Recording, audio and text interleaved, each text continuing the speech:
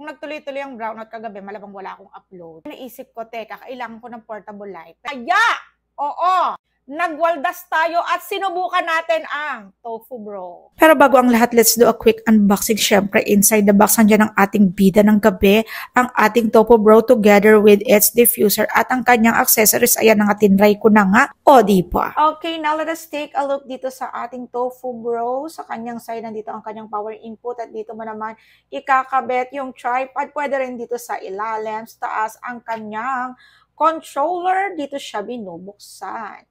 Meron tayong LED indicator para makita natin ang kaganapan dito kay Tofu Bro. Hindi lang basta liwanag ang kayang ibigay niyan, pwede rin ganyang liwanag na makulay na makulay na makulay. Marami ang kulay. Name it. Oh, merong green, merong blue. Pagkatapos, magiging violet, magiging red, tapos magiging orange, tapos balik uli sa blue, diba?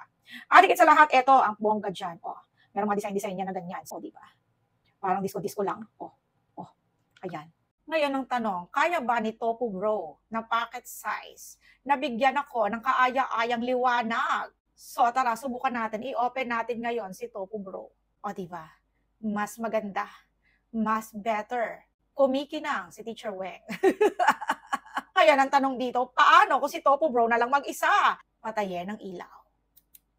Of course, kaya pa rin ni Tofu Bro. At ang nakakalabang pa sa kanya, pwede akong mag-video ng ganito.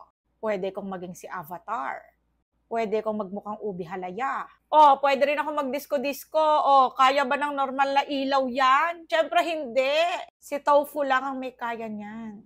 Ano pang iniintay mo? Magpabudol ka na. Sayang ang effort ko dito. I-click mo na yung yellow bag. Yun lang.